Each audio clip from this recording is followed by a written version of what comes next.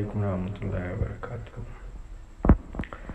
اعوذ باللہ من الشیطان الرجیم، بسم اللہ الرحمن الرحیم۔ آج ہم لوگ اپنے گفتگو کے سیشن میں تصوف کے اوپر لکھی گئی رسالہ اکمال شیم کے دوسرے باب کے بارے میں جانیں گے۔ یہ باب جو ہے توبہ کے بیان کے بارے میں ہے۔ اس باب میں قلب کے منور ہونے کے بارے میں ذکر ہے، حق تعالی کا عدل یا اس کا فضل اس بارے میں ذکر ہے، گناہ کے بعد مایوسی نہ ہونا چاہیے اس کے بارے میں ذکر ہے، موت قلب کی علامت یعنی قلب کے موت کی علامت اس کے بارے میں ارشاد فرمایا ہے۔ اللہ تعالیٰ شانہ کے ساتھ حسن ظن رکھنا اس کے بارے میں بیان فرمایا ہے، گناہ کو حقیر نہ سمجھنے نہ بہت ہی بڑا، یعنی اس کو نہ حقیر سمجھنا ہے نہ بہت زیادہ بڑا سمجھنا ہے۔ آئیے اس باب کی عبارت پہ تھوڑا بہت پڑھتے ہیں، اس باب کی عبارت کو کیا فرمایا ہے صاحب نے۔ اس باب میں فرماتے ہیں قلب کیوں کر منور ہو سکتا ہے، اور حال یہ ہے کہ اغیار موجودات کی صورتیں اس کے آئینے میں منتقش ہوں، بلکہ خدا تعالیٰ کی طرف کیوں کر سیر کر سکتا ہے، حالانکہ وہ ابھی شہوت نفسانیہ کی قید میں مقید ہے، بلکہ خداوند تعالیٰ کی بارگاہ عالی میں داخل ہونے کی کیوں کر طمع کر سکتا ہے، اور وہ اپنی غفلتوں کی ناپاکی سے پاک نہیں ہوا، بلکہ دقائق اسرار کے سمجھنے کی کیوں کر توقع رکھتا ہے، اور وہ اپنی نازیبا حرکتوں سے باز نہیں آیا۔ یعنی جب کہ دل کے آئینے میں دنیا اور دنیا کی چیزیں، مال، دولت، آبرو، اولاد، جائیداد اور خیالات اور بیہودہ آرزوئیں اور باطل کی تمنائیں گھسی ہوئی ہوں، تو ایسا دل کیسے روشن ہو سکتا ہے؟ جب ان چیزوں کی تاریکی دل سے دور ہو، اس وقت دل میں نور کا گزر ہو، اور جو دل خواہشات نفسانی کی زنجیر میں مقید ہو کہ شب و روز اسی خیال میں گزرتا ہو کہ یہ شے کھاؤں اور فلان لباس پہنوں اور فلان عورت سے نکاح کروں اور فلان چیز خریدوں، ایسے دل والا خدا تعالیٰ کی طرف کیسے چل سکتا ہے؟ اس لیے کہ اس کے پاؤں میں تو ان خواہشات کی بیڑیاں پڑی ہیں، اور جس کے پاؤں میں بیڑیاں ہوں وہ کیسے چل سکتا ہے؟ اور جو دل غفلت کی ناپاکی سے پاک نہیں ہوا کہ ہر وقت اس کا غفلت میں گزرتا ہے، یعنی اس کا ہر وقت غفلت میں گزرتا ہے اور آخرت کو بھولا ہوا ہے، ایسا دل اللہ تعالیٰ کی بارگاہ عالی میں کیسے داخل ہو سکتا ہے اور کیسے اس پاک درگاہ میں مقبول ہو سکتا ہے؟ بس جیسے ناپاک آدمی مسجد میں نہیں آ سکتا، ایسے ہی غفلت کی ناپاکی سے جو دل ابھی تک پاک نہیں ہوا، وہ خدا تعالیٰ کی بارگاہ میں داخل نہیں ہو سکتا، یعنی مقبول نہیں ہو سکتا۔ اور جو دل ابھی تک اپنی نازیبا حرکتوں اور لغویات اور باطل تمناؤں سے باز نہیں آیا اور برابر ان میں مشغول ہے، خدا تعالیٰ کے اسرار اور باریکیاں سمجھنے کی وہ کیسے طمع کر سکتا ہے؟ جب ان لغویات سے تائب ہو جاوے، اس وقت اس میں قابلیت اسرار کی سمجھنے کی ہو سکتی ہے۔ ادھر مصنف صاحب فرما رہے ہیں کہ یعنی وہ دل جو دنیاوی خواہشات میں ڈوبا ہوا، دنیاوی تمناؤں میں ڈوبا ہوا، فکر معاش میں، عشق بتان میں پڑا ہوا ہے، وہ شخص جو ہے رب کی عرفان تک، رب کی معرفت تک نہیں پہنچ سکتا، کیونکہ اس نے اپنے آپ کو لپیٹا ہوا ہے، ڈھانپا ہوا ہے اس چیز کے اوپر جو حقیقت ہے، حقیقت کے اوپر اپنے جو جھوٹی خواہشائیں، تمنائیں، ان سوچوں کی وجہ سے، ان خواہشات کی وجہ سے، ان خیالات کی وجہ سے اس نے حقیقی خیال کو، حقیقی جو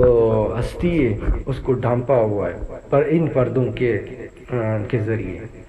تو ایسا دل اس تک، اس حقیقت تک نہیں پہنچ سکتا. آگے فرما رہے ہیں اگر اس کے دل و انصاف سے اگر اس کے عدل و انصاف سے مڑبیڑ ہو گئی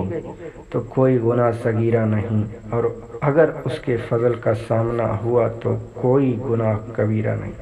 حق تعالیٰ کی صفت عدل و انصاف کا اگر عالم میں ظہور ہو اور ہمارے قابل گرفت اور ہمارے ساتھ انصاف و عدل کا معاملہ ہو تو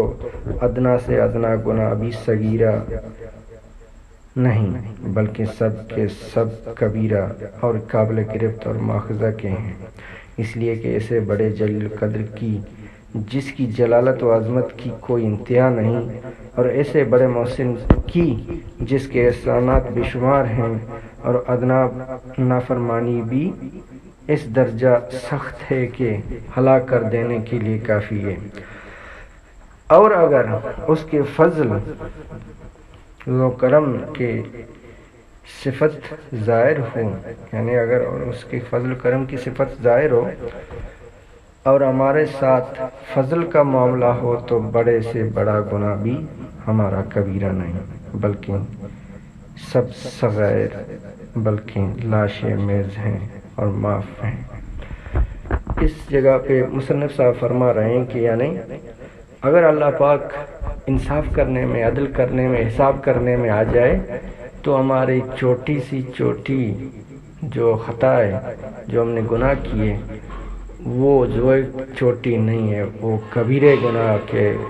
برابر ہی ہے، کیونکہ اس کے احسانات ہمارے اوپر اتنے، اس کی عطائیں اتنی ہیں عظیم ہستی کی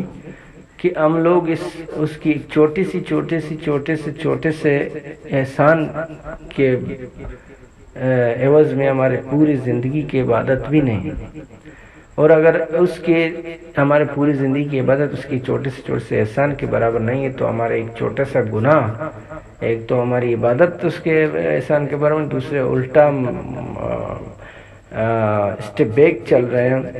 اس کے ڈس اوبے کر رہے ہوں تو وہ نیگیٹو پوائنٹ ہے. وہ نیگیٹو پوائنٹ چھوٹا سا بھی ہو تو وہ کبیرہ گناہ کے اس میں جب حساب کتاب والے انداز میں رب پیش آیا تو ہمارا چھوٹے سے چھوٹا گناہ بھی چھوٹا نہیں ہے. اور ہاں اگر وہ فضل کی حالت میں ہم سے پیش آتا ہے تو ہمارا کبیرے سے کبیرہ گناہ بھی چھوٹا ہے، کیونکہ اس کی رحمت اور جلال اور اس کی عظمت کے سامنے ہمارا کتنا بھی بڑا گناہ ہو، وہ گناہ بڑا ہو ہی نہیں سکتا. آگے مصنف صاحب فرما رہے ہیں جب تجھ سے کوئی گناہ صادر ہو جائے تو تجھ کو تیرے پروردگار کے ساتھ حصول استقامت سے مایوس نہ کر دے، کیونکہ شاید آخری گناہ ہو جو تجھ پر مقدر ہوا ہے. جب کوئی گناہ بشریت کے راز سے تم سے ہو جائے تو اس گناہ کی وجہ سے دین پر پختگی اور قائم رہنے کی صفت اور اپنے رب کے ساتھ تعلق و امید کی خصلت میں ذرہ برابر فرق نہ آنا چاہیے. ایسا نہ ہو کہ اس گناہ کے صادر ہونے سے تم یہ سمجھنے لگو کہ بس ہم کو دین پر پختگی میسر ہونا محال ہے، اور یہ سمجھ کر اور گناہوں پر دلیر ہو جاؤ، حالانکہ یہ گمان تمہارا بالکل غلط ہے، اس لیے کہ گناہ کا اجرا بشریت میں صادر ہونا دین پر پختگی کے خلاف نہیں، ہاں گناہ پر اصرار کرنا اور توبہ نہ کرنا اور دوسری مرتبہ اس کے کرنے کا قصد کرنا پختگی کے خلاف ہے، اور ممکن ہے کہ یہ گناہ جو تم نے سے صادر ہوا ہے اور جس کو تم غلطی سے استقامت کے خلاف سمجھ رہے ہو، آخری گناہ ہو جو تمہاری تقدیر میں لکھا تھا، اور اس کے بعد مالک حقیقی کی ایسی رحمت متوجہ ہوں کہ پھر گناہ نہ ہو۔ اس جگہ پہ مصنف صاحب فرما رہے ہیں کہ یعنی آپ سے جب ایز اے انسان، ایز اے بشر، آپ سے جب کوئی شر سرزد ہوتا ہے یا کوئی گناہ سرزد ہوتا ہے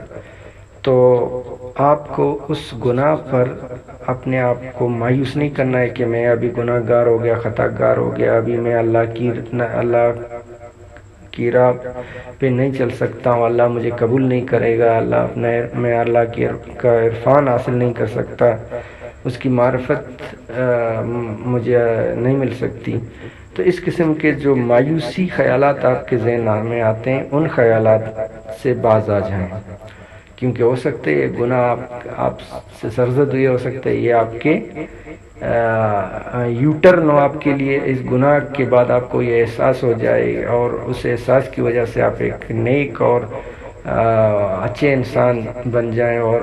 رب کی ابدیت میں آ جائیں اور ایک عارف کے مقام تک پہنچ جائیں اور اپنے عروج تک، اپنے معراج تک پہنچ جائیں۔ لہٰذا اس قسم کے بیہودہ خیالات، مایوسی والے اپنے ذہن میں آپ لوگوں نے نہیں ڈالنے۔ اس سے آگے اس باب میں مصنف فرماتے ہیں طاعت اور عبادت کے فوت ہو جانے پر غم نہ ہونا اور معاصی وصیات کے واقع ہونے پر پشیمانی کا نہ ہونا موت قلب کی علامت ہے۔ جاننا چاہیے کہ جیسے بدن کی زندگی کا دار و مدار غذا پر ہے، اسی طرح دل کی زندگی ایمان اور اعمال صالح سے ہے، اور جس طرح بدن کو اگر غذا نہ ملے تو مردہ ہو جاتا ہے، اسی طرح دل میں اگر ایمان نہ ہو تو وہ دل مردہ ہے۔ پس جس شخص کو طاعات و عبادات مثلا نماز، روزہ، جماعت وغیرہ کے فوت ہو جانے پر غم و افسوس نہ ہو اور گناہ کے ہو جانے پر ندامت نہ ہو، تو یہ علامت ہے اس کی کہ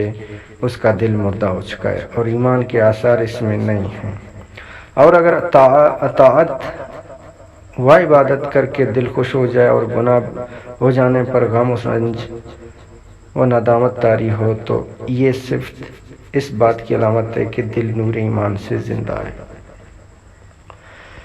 اس جگہ پہ مصنف صاحب فرما رہے ہیں کہ یعنی آپ سے جب کوئی غلطی سرزد ہو جاتی ہے یا آپ سے کوئی اللہ کا حکم جو چھوٹ جاتا ہے، اس پہ آپ عمل نہیں کرتے ہیں، اللہ کے کسی حکم پہ، اور اس کے عمل نہ کرنے پر آپ کو کوئی پشیمانی نہیں ہے اور محسوس ہوتی، آپ اندر ہی اندر سے اپنے آپ کو ملامت نہیں کر رہے ہیں، اور اس کے علاوہ اگر آپ کوئی نگیٹو عمل کرتے ہیں، کوئی غلطی کرتے ہیں، کسی کو گالی دے دیا، کوئی گناہ کر دی، کوئی زنا کر دیا، اور یہ کام کرنے میں آپ کو پشیمانی نہیں ہوئی،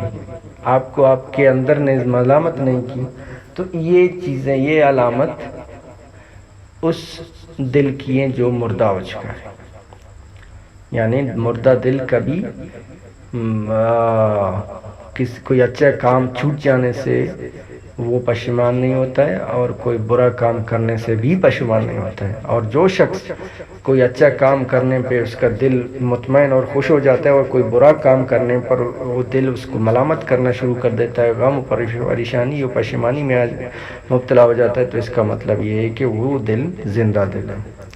اس سے آگے مصنف صاحب فرما رہے ہیں کوئی گناہ تیرے خیال میں اتنا بڑا نہ ہونا چاہیے کہ تجھ کو اللہ تعالیٰ شانوں کے ساتھ حسن ظن سے روک دے اور اس کی رحمت و فضل سے مایوس کر دے، کیونکہ جس نے اپنے پروردگار کو پہچانا اس نے بمقابلہ اس کے کرم کے اپنے گناہ کو صغیرہ اور حقیر جانا۔ یعنی گناہ کو اتنا بڑا عظیم الشان اپنے خیال میں نہ جاننا چاہیے کہ جس سے رحمت و فضل سے مایوسی ہو جائے اور اللہ تعالیٰ کے ساتھ نیک گمان نہ رہے، اور یہ خیال پیدا ہو جائے کہ میرا گناہ اتنا بڑا ہے کہ اب اس کی مغفرت نہ ہوگی، اور اب میں اس گناہ سے اس درجے میں پہنچ گیا کہ رحمت اور فضل کی مجھ میں قابلیت نہیں رہی، اور ایسی مایوسی اور نا امیدی حق تعالیٰ کی صفات کے نہ پہچاننے سے ہوتی ہے۔ اور جس نے اپنے پروردگار کو پہچانا اور اس کی صفات کو جانا تو وہ اس کی کرم اور عفو کی صفت کو بھی جانے گا، تو حق تعالیٰ کی اس صفت کے مقابلے میں اپنے گناہ کو حقیر اور لاشے جانے گا اور معافی اور مغفرت کی امید رکھے گا۔ ہاں، گناہ دل میں ایسا ہلکا بھی نہ ہونا چاہیے کہ اس سے توبہ بھی نہ کرے اور نہ اس پر ندامت اور پشیمانی ہو۔ خلاصہ یہ ہے کہ اس قدر اس کو بڑا جانے کہ جس سے مایوسی اور مغفرت سے نا امیدی کا خیال پیدا ہو کہ یہ بھی کفر ہے، اور نہ اتنا ہلکا ہو کہ توبہ اور ندامت بھی نہ ہو، بلکہ امید مغفرت سے اس کے ساتھ پشیمانی اور حزن ہو، اور آئندہ کے لیے عزم ہو کہ ایسا نہ کروں گا۔ اس جگہ پہ مصنف صاحب فرما رہے ہیں کہ یعنی آپ سے جب بھی کوئی گناہ سرزد ہوتا ہے تو اس گناہ کو آپ اتنا بڑا سمجھ کے اپنے آپ کو اتنا حقیر نہ سجانے، اپنے آپ کو اندر ہی اندر نہ کوٹیں، اتنا مایوس نہیں ہو جائیں کہ ابھی تو میں تو کسی چیز کے قابل نہیں ہوں، میں تو بہت گھٹیا انسان ہوں، میں فلانا ہوں، میں یہ ہوں، میں وہ ہوں، میں تو بہت خراب انسان ہو گیا، بدکار ہو گیا، میں غلط ہو گیا، ابھی پتہ نہیں میں اس قابل بنوں گا کہ اللہ پاک مجھے اپنی نیک بندوں میں شمار کرے گا، یا نیک میں ہو سکتا ہوں نہیں ہو سکتا ہوں، اور اس قسم کا خیال بھی گناہ ہے، مایوسی۔ اس کے علاوہ